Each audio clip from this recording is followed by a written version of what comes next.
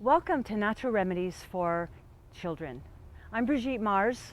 I am a mother and a grandmother, mother of 2 daughters, grandmother of 3, and it's my pleasure to be here to share with you some ideas on raising children with natural remedies, which is how I raise my children.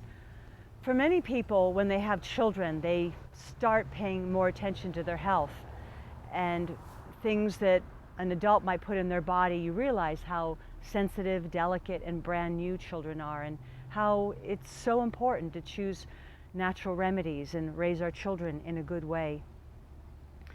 And since we love them so much, we want what's best for them. So I feel that when we use natural remedies, we're using time-tested remedies that have been used by millions of people for thousands of years. And many of the ideas that we'll be sharing in this video workshop are things that I have used on my own children, my clients, as well as my grandchildren, and things that my grandmother used on me. And perhaps you could say some of the same stories. My friend, the late, great Janine Parvati Baker used to say, children aren't in the way, they are the way, and how important it was to include them in all the things that we do.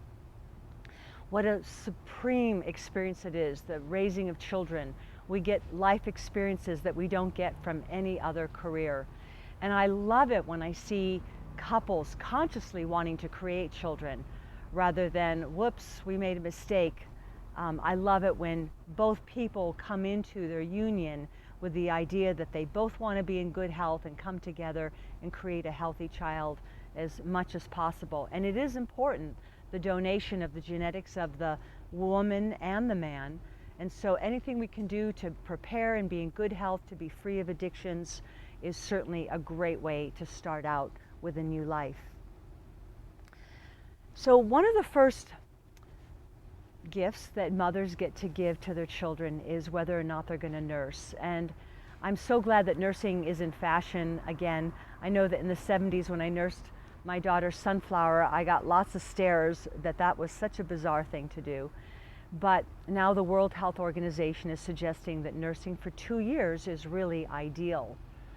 Any amount that you can nurse your child is better than nothing, but if you can do it 2 years or longer, that's great. So nursing a baby connects the baby and mother to the mother's heartbeat, which the baby has been used to having. And it's been shown that babies who are breastfed have less medical bills in their first year of life. The skin-to-skin contact is very comforting to a child. The nursing will stimulate oxytocin production, which will help the mother regain the shape of her uterus that she had pre-pregnancy. And one of the wonderful things about breast milk is every species produces the perfect milk for their own offspring. That's why I like to say milk is a natural for calves, whereas breast milk is the perfect amount of DHA and omega-3s and lauric acid, and the baby's saliva actually helps to program the mother's milk so that the milk produced for a newborn is different than the milk produced for a year-old child. Breast milk is always the right temperature. It's available at no extra cost. It's available immediately, and it comes in such wonderful containers that do not have to be disposed of in any way. So many nursing mothers find that they need to find ways to increase their milk, and remember that animals that are known for their milk production eat a lot of greens. So this is a time to really do the green leafy vegetables and drink plenty of fluids. There are herbs that are considered galactagogues, and a galactagogue has the same root word as galaxy, like the Milky Way. So think of the trio of herbs that are in the parsley or Apiaceae family: dill, fennel, and caraway. We could also put anise on that list, which is a close relative of fennel. But all of those herbs are naturally sweet, especially the fennel and the anise. They increase milk, and they help to prevent colic in babies. And they are all natural galactagogues. So not only is the milk more abundant, but it's much more digestible. And because it tastes good, makes the milk taste good, babies are encouraged to nurse for longer. Yet another galactagogue is hops. Humulus lupulus.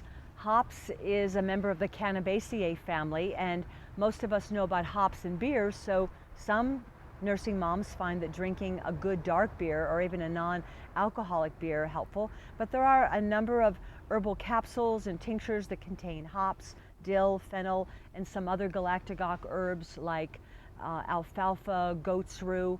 If you start paying visits to your natural food store, ask for help from the people that work there and find out what's available. There's also teas that are available that can increase milk production and help make your milk more digestible. A wonderful way to get started with a newborn. Nursing moms might find that continuing to take a DHA supplement made from fish oil, or a vegan source of it could be from spirulina or chia seed, that is wonderful for the development of your brain, of not only yourself but for the baby as well. And you know, when I was raising my children, I didn't feed them a lot of dairy products.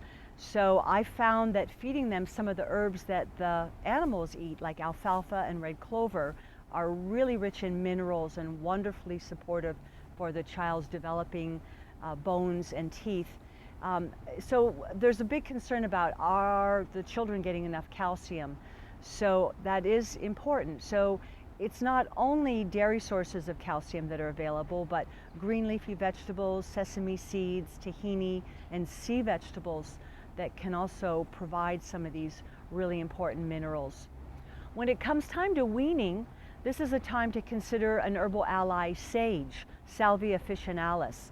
6 cups of sage tea a day can help dry up your milk. So nursing moms who are wanting to continue nursing should be careful of overdoing sage.